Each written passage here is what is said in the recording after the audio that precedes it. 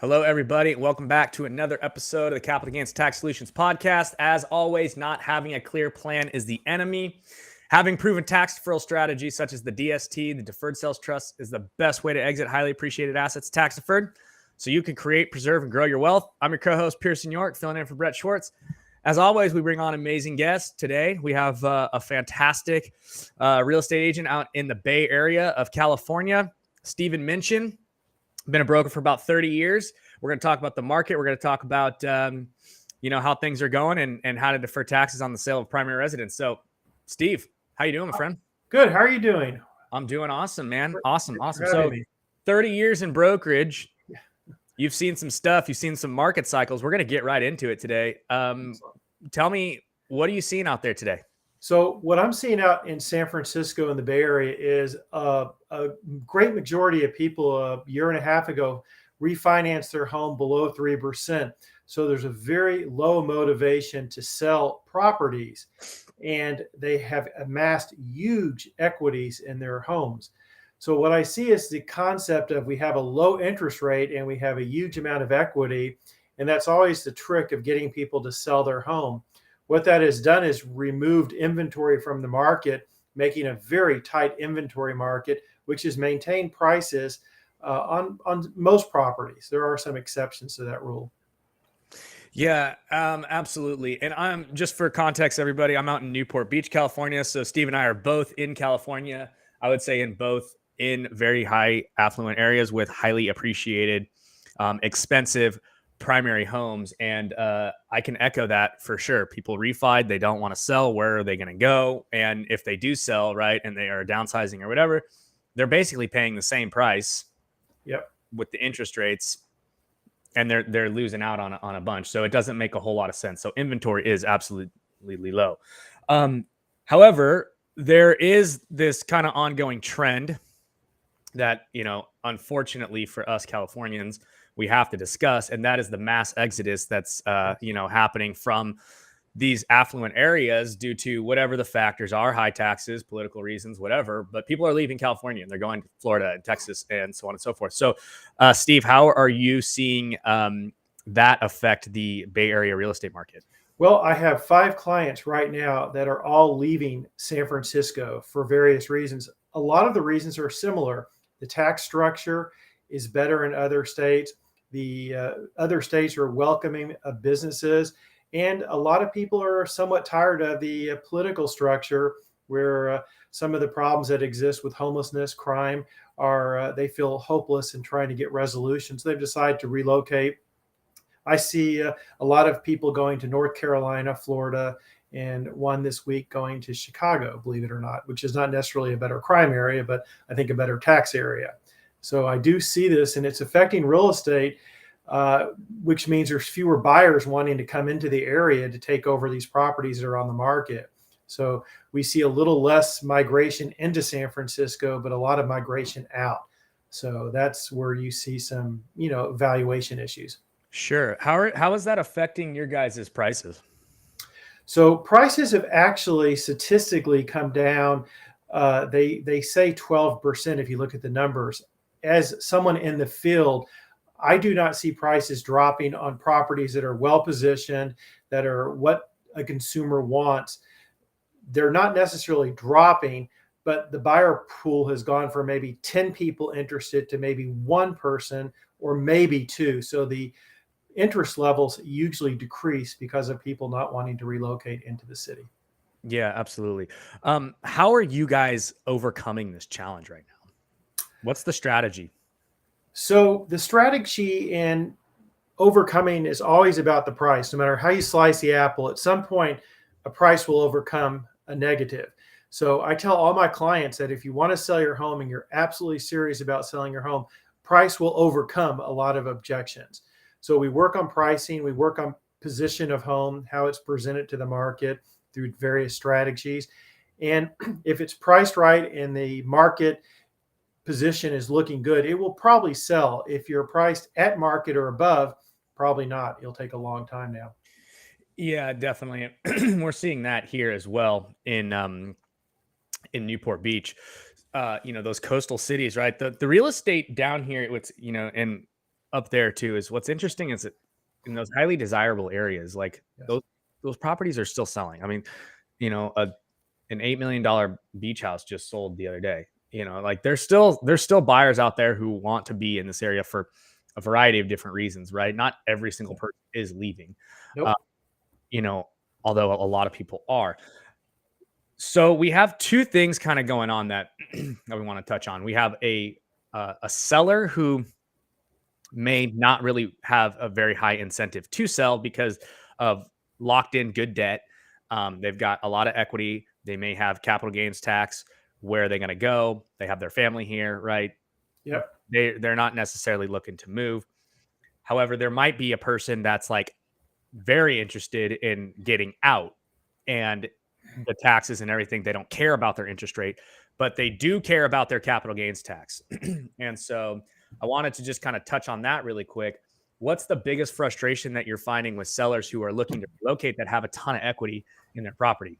So when I go on listing presentations, the main question I get asked, I don't want to pay capital gains. We've owned this home for 20 years. We paid $149,000. It's worth about $4 million. We don't, that has been the biggest restraint in the Bay Area for many sellers. I've gone into homes where people are actually on walkers. They can't even get up and down the stairs of their home, but they're so concerned about paying capital gains that they refuse to sell their home. So this is a huge issue. This was an issue even before the tight inventory market. So this has been, after meeting you guys, I am so excited about the programs you offer because it really gives a seller of a single family home an out in how to structure taxes so they're not clobbered. Yeah, definitely. So to that point, right? There's a couple different strategies out there that we can use, right? One of them, obviously, everybody's aware of. It's called the 1031 exchange. But the biggest frustration with the 1031 exchange, for you, Steve, is what? It's mainly an investment property. So a single family home does not qualify with the 1031 exchange transfer. So it means that you have to have a 2-unit building, you have to have rentals. So it's not applicable to people in single family homes or condo homes. Right. And that is with the primary residence, right? That is the biggest challenge. A lot of people will get what's called a 121 exclusion, but that's only $500,000 if you're married. Yes. Or $250,000 if you're single. And I'm assuming, as with Newport Beach, that $500,000 doesn't mean anything. It means nothing. The price points, most of my clients have multi-million-dollar profits in their homes if they've owned them for 20, even 10, 15 years. Yeah, absolutely. So, and that kind of, dovetails beautifully into kind of like our next segment, right? The biggest frustration is they feel trapped. 90 years old and they have a walker, right? So what's the strategy? And we're going to kind of just outline that a little bit right now. So the strategy that we like to use is called a deferred sales trust. And what's unique about a deferred sales trust is that any asset that's highly appreciated pretty much qualifies. So it can be a business, it can be a real estate asset, but it can be a primary home, or it can be an investment property. It could be commercial. It could be a stock. There's a lot of tech stocks out there, tech companies that, yep. These kids come in and they develop something and then they IPO and then they're hit and they get, shafted. And so it works with all of these different asset types, including businesses and everything. The primary home is one of the big ones, especially for the affluent areas like we're in, Steve. Yep, it's true. Because there's that 500,000, but other than that, there's nothing else for them. And so this strategy allows the person to liquidate the asset, defer all the tax, and then go ahead and reinvest the proceeds into pretty much whatever they want, as long as it's for investment purposes. Now, let's talk about just a couple of the things that you cannot do with a deferred sales trust, and that is for personal use items. For example, someone wants to turn around and they want to buy another primary home. Okay, well, that's going to pose some challenges because it's for personal use. Some of the different potential strategies that we use with that depending upon their basis, right, we're able to do things like potentially do a refi and pull capital out up to their basis, which they can turn around and then use as a down payment. And then when they sell the house 6 months later, they liquidate the debt, and then they go out and they use the cash flow that they're receiving from the trust as a way to qualify for the loan with the down payment that they received, all tax-free. And so there are ways around it. What are your thoughts on that? I think it's a great option. I was super excited to have a lot of familiarity with this program. I think it gives a client a various options that I was honestly not aware of until recently. I think it's underutilized, under discussed, and I think it's a great way to reinvest into assets and defer taxes as you make these decisions. I think it gives people options to sell their home and not have the stress of capital gains. It gives them several options. Yeah, absolutely. And that's pretty much what we're looking for, right? We're looking to when you peel back all the layers of the onion and you get out and you get past the strategy, right? And you get really down deep into the what we're really providing. And when you boil it all down, we're providing freedom. Freedom from capital gains tax, freedom to sell, freedom to relocate, freedom to start a new business, freedom to, not have to pay the tax. There's all these different types of freedoms that come with this strategy that allow people to not only kind of get out of their current situation, but exponentially increase their ability to provide for the future generations as well. Absolutely. It's absolutely an astonishing mechanism to answer the question I get almost on every listing appointment. We don't want to pay capital gains. What can we do not to pay capital gains? So I absolutely find this to be a great solution. What I always do in this situation when asked is I am not the expert. I refer it on to people like you who can help answer the questions, and you can help guide them through the process. I am just a facilitator to make the introduction.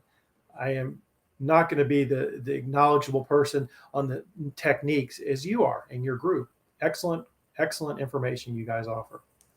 Yeah, and I think that's really important too, right? Because a lot of people will try to come in and be like, try and teach it, and they don't fully understand it, and they butcher it, unfortunately, yep. Right? So that's the best way, Steve, to solve the problem, right? Is just to make the introduction to the people that actually do. I mean, as real estate agents, right, we do it all the time with roofers, with loan officers, title people, absolutely. Right? All we're doing is connecting people. Hey, here it is. What I find important is to be able to be the facilitator of the best people who can help my clients. I deal with a lot of high net worth individuals, so they expect me to have a good team of people that I can refer to them, such as yourself. And I strongly believe in that. I stay in my lane. I know how to sell a home. I know how to position a home to be sold. But when it comes to taking your money, I am not going to be the person you want to be advised to how to structure your tax liabilities. You guys are awesome at doing that, and it's a great service. It really is. And I'm happy to always give you guys the referrals to answer questions and to market your structures to the people directly. Yeah, absolutely. So that's really wise on Steve's part, in order to facilitate that. Just get them on the phone with us, and we'll tell them really quickly, hey, this is for you, or hey, this isn't for you. Right. And here's why. Going through that, I just want to touch on the minimums really quick. If you're thinking about things, our typical minimum deal size is $1 million net proceeds and $1 million gain. So at least if you have $1 million in gain, we know that it's going to be painful enough for you to kind of go through the process. There's a lot of people who ask, okay, hey, what's the downside? It sounds really good. And I would say that the downside is it's so flexible that it's customized to each individual person. And so it takes a little while to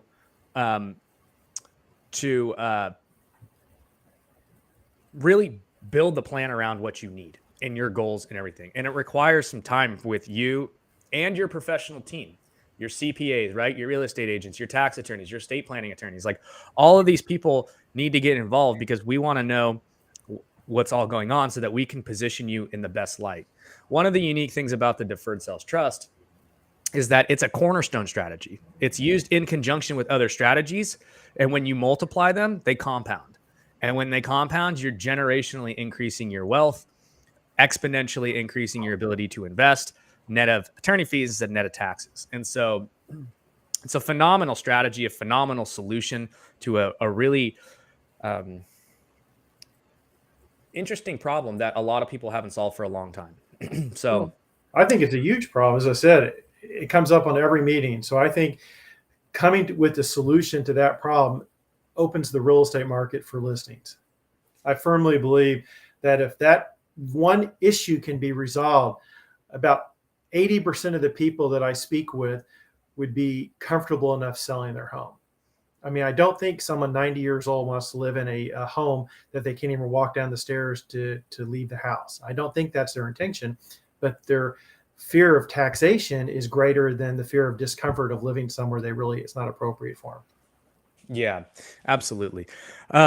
So Steve, one last question, and then I know our time is coming and running up, but how are you planning on leveraging this strategy to increase your business?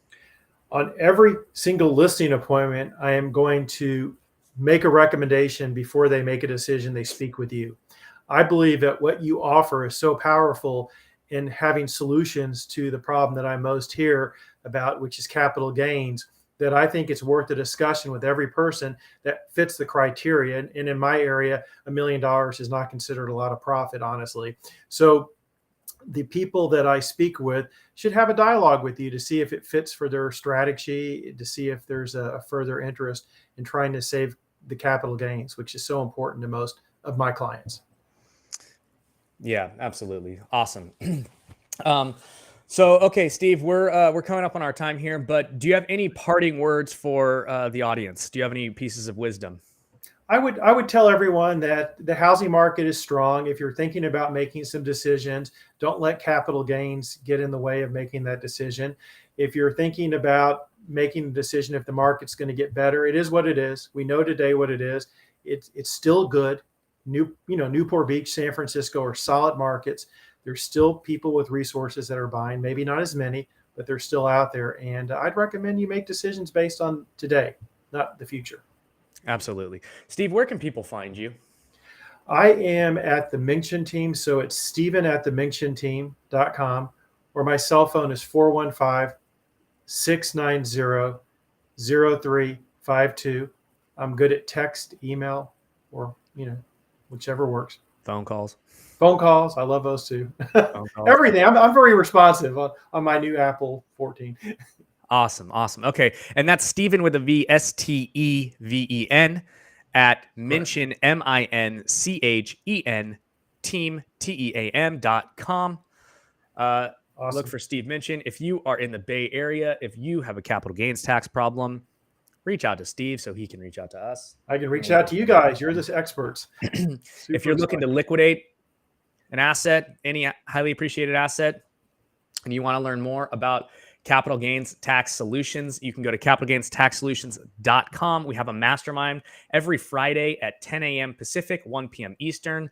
In fact, we're about to start right now. So if you're watching this and you want to hop on, capitalgainstaxsolutions.com, register for the mastermind, catch us live on YouTube, on Expert, CREsecrets.com, Capital Gains Tax Solutions YouTube channel, Kingdom Luxury Realty YouTube channel, living in Newport Beach. So please hit the like button, subscribe button, notification bell. Thank you, everybody, for watching another episode of the Capital Gains Tax Solutions podcast. As always, we believe not having a clear plan is the enemy. So using a proven tax deferral strategy, such as the Deferred Sales Trust, is the best way to exit highly appreciated assets tax deferred, so you can create, preserve, and grow your wealth. Thanks, everybody. Thank Have you. an awesome day, and we'll see you next time.